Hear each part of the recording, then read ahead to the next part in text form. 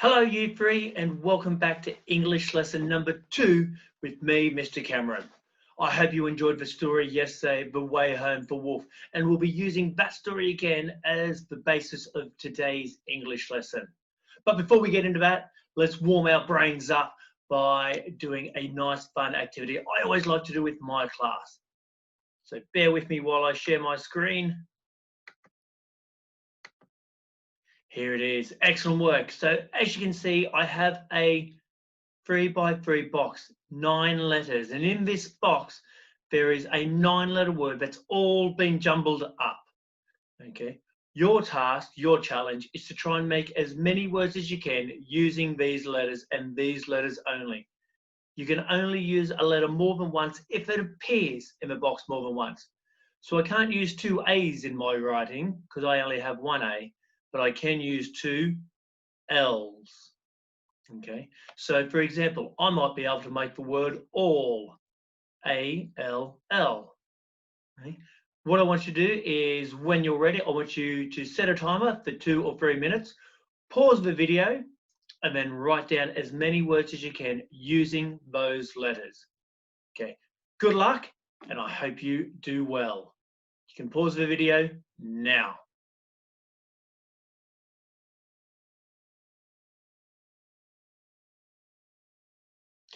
Hello, Year 3, welcome back. How did you go? I do love this game. It gets me thinking and it helps me with my spelling as well. So I'm going to have a look and share some of the words I was able to make up for you. So some of my words are Are you ready for some learning? Far. I had to walk very far the other day. I could have the word year. Yeah. It has been a long year. Okay. Early. I had to get up early today to do my work. Cull. There were lots of alligators, so we had to cull them. Okay. And did you get the 9-letter word? What's that? You did? That's right. It's carefully. Okay. Carefully, he had to open the door so all his toys wouldn't fall out of the cupboard. Well done. I do like that game. It does help with my spelling, and it's also a good challenge to see how many words I can write down in my either 2 or 3 minutes. So yesterday we were learning about The Way Home for Wolf, and what we're going to do today is we are going to story map it. Okay, story mapping is where we map out all the activities and all the things that happen in the story, and it's helpful for us to do that so it can help me to retell the story. So later on when I want to write my own version, I only need to change a couple of parts and then I've made the own story for me to write. So let's have a look here. I'm going to share my screen again.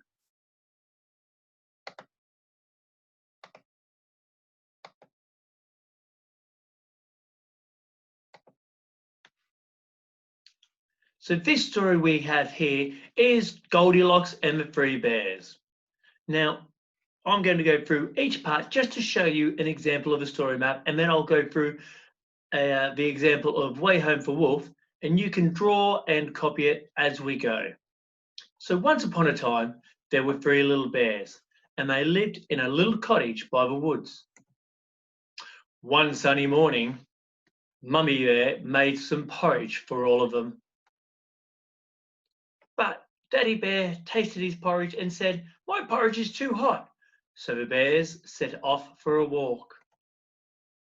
Meanwhile, a little girl with golden hair called Goldilocks came walking through the woods to their house. First, she sat in all their chairs. The first chair was too hard, the second chair was too soft, and the third chair, it was just right. However, when she sat on the chair, it ended up breaking. Next, she found some bowls of porridge on the table, and she tasted them. The first bowl of porridge was too hot. The second bowl of porridge was too cold. But the third bowl of porridge was just right. So Goldilocks ate it all up. Oh, I do love porridge. Then Goldilocks went upstairs and she found 3 beds. She tried all of the beds. The first bed was too hard. The second bed was too soft. The third bed was just right. So she cuddled up inside it and went to sleep. At that moment, the bears came home and poor baby bear looked at his chair and he said, "Oh no, my chair's broken."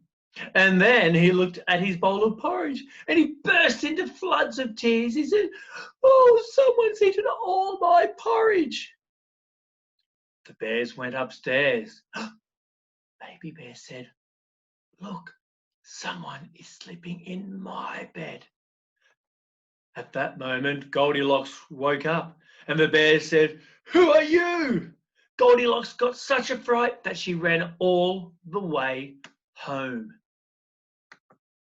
Excellent. So that is an example of a story map.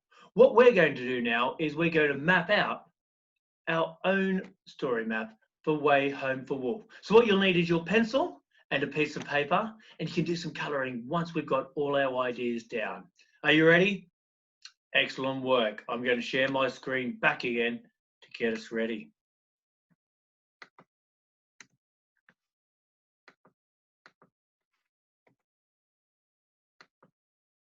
So let's have a look here. Our very first picture. We've got the moon twinkling over, some snow, and we've got the setting here. So let's draw a picture of where the story took place.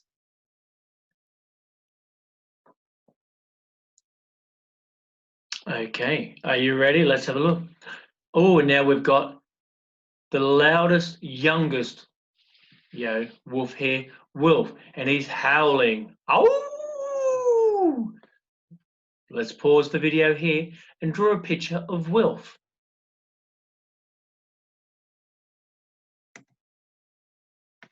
Oh, the next part. One night, a bear came into the cave, so the wolves had to find their own way. Let's pause the video here and draw a picture of a cave with a bear in it and all the wolves leaving.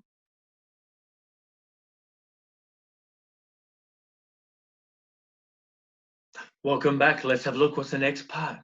Oh, this is where Wolf goes, "Oh, I want to be a leader." And all the other wolves are going, "No, it's an elder we need. Maybe when you're a little bit older, you can lead." And Wolf's a little bit disappointed there. So that night, the wolves set off looking for a new place. And Wolf, no matter how hard he tried, he just couldn't keep up because he still was only a wolfling after all. Soon a blizzard came in, and poor Wolf got lost in that blizzard. Pause the video here and draw those 2 pictures.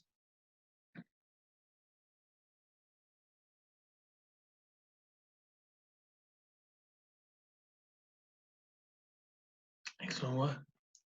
That night, Wolf slept on the icy tundra. His blanket was only the stars that shone above him. Pause and draw that picture there of Wolf on the tundra.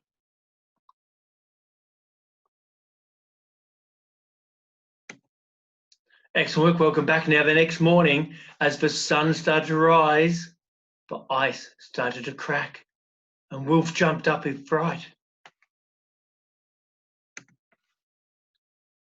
Suddenly, Wolf fell through the ice into the icy cold water, and "Help!" he yelled.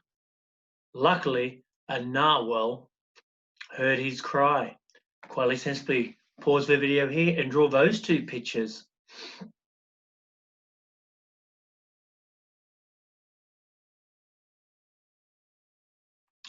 Well done. The narwhal rescued Wolf and took him up and showed him to his friend Walrus, who said, "Don't worry, I will take you to my friend who will help get you back home." Quietly, sensibly, pause the video here and draw a picture of a walrus. And don't forget his big tusks there. They're very huge.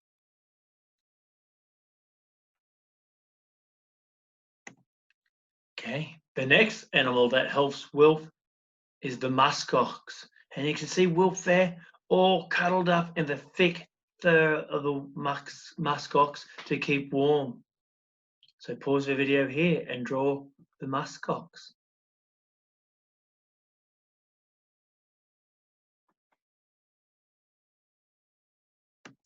Excellent work. The next one is the Arctic fox that takes Wilf. So here he is running along a fallen tree trunk in the snow, following the Arctic fox. Pause video here and draw that picture.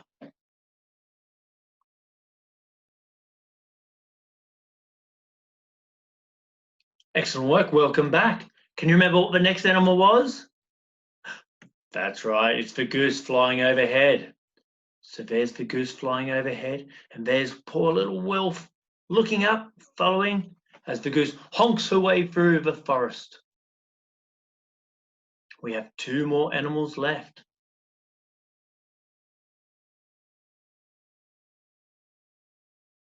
Excellent. What's the next animal? That's right. It's Moose. Now, Moose was old and he knew these woods like nobody else.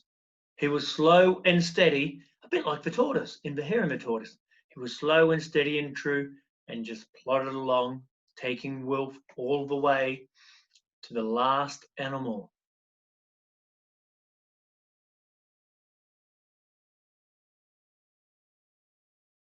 Thanks for working. Can you remember what the last animal was? It's the smallest animal. It's the little bear moth.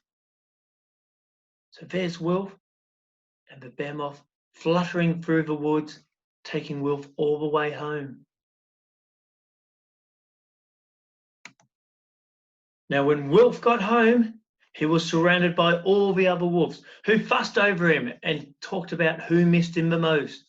Let's see if you can draw Wilf in the middle and all the other wolves around him. Now remember, this is English, it's not art. So just the best drawing you can is fine, as long as you know what the picture is. I'm not a very good drawer, but I try my hardest. And the last picture we have is Wilf. And in the end, Wilf looks up to the stars and he makes a promise that if he ever comes across an animal that needs help, he'll make sure he helps that animal as well. Excellent work. So now that you've finished drawing the pictures, what I like to do is put in some keywords and key phrases that will help me retell the story, something that I might want to use when I rewrite it. So let's have a look. Oh yes, a rainbow of lights shone over a frozen forest. And a howling of wolves echoed through the night. But the loudest howl was from a wolfling called Wilf, who always wanted to do things all by himself. One night, a bear came into their cave, so the wolves had to find somewhere else to move. Oh, let's see if I can move this down here. I can lead, said Wilf, but the other wolves said it's an elder we need.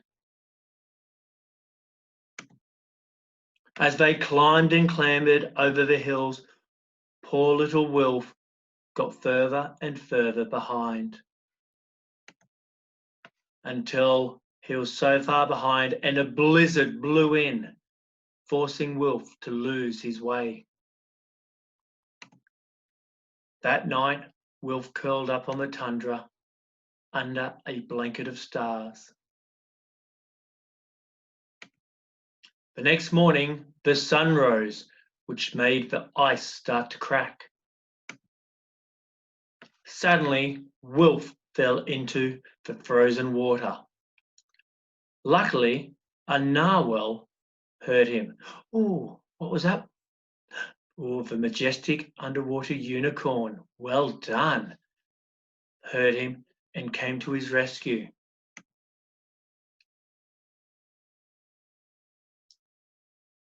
The walrus then said, I'll take you all the way to the ridge. The next animal to help Wilf was the muskox, who trod and clambered. And what would a muskox do? How would he be? Trudging. Oh, yes, trudging through the snow. Excellent. Then an Arctic fox ran through the trees, sprinted through the trees. Oh, yes, good, powerful verbs. And the goose flew overhead, soared overhead. Lovely words. Moose trudged on, straight and true. And the bear moth fluttered the rest of the way home. Finally, Wilf made it back to all the other wolves, who fussed over who had missed him the most. In the end, Wilf promised to change his ways and said that if he ever came across an animal that needed help, he would be sure that he would help them. So pause the video here and hear some of the key phrases that we could use to rewrite our story and to orally retell the story. If you want to include some of your own, you can, but these are some of my examples.